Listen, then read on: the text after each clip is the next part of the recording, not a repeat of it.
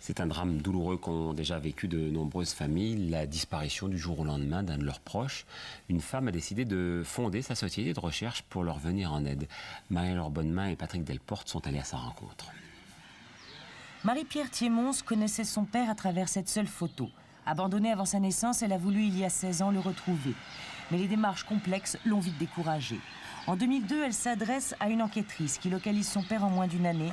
Des retrouvailles qui lui ont enfin permis de faire le deuil de cet abandon. Coucou papa. J'ai vu que mon père était en chair et en os et j'ai su d'où je venais et ça m'a peut-être donné plus d'espoir pour faire des projets d'avenir. Il savait que vous existiez? Oui. Oui, ma mère lui avait dit qu'elle attendait un enfant. Et mon père lui a dit, qu'est-ce que tu veux que je fasse? J'ai pas dit ça. T'as pas dit ça, papa? J'ai pas dit ça.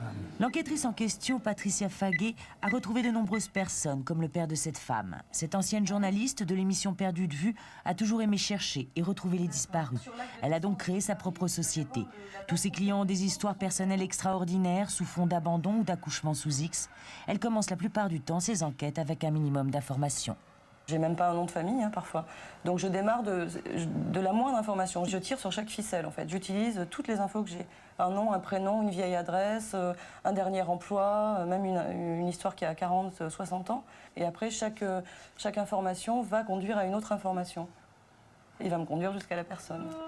Bernard, né sous X en 1942, a fait appel à Patricia pour retrouver sa mère. Une enquête qu'il n'aurait jamais confiée à un détective privé.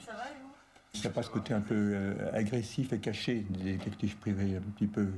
Je ne sais pas comment vous expliquer ce que je ressens, mais quelque chose qui me paraît pas... qui ne correspond pas à ce que je cherche, quoi. À ma manière d'être, voilà. L'originalité de cette structure, les honoraires qui ne sont versés que si l'enquête aboutit. C'est de fait un facteur qui permet d'appréhender plus sereinement des recherches souvent douloureuses. Aujourd'hui, il y a près de 500 000 personnes qui disparaissent par an, du jour au lendemain. La fin de l'année scolaire, c'est officiellement le 2 juillet. Pourtant, un certain nombre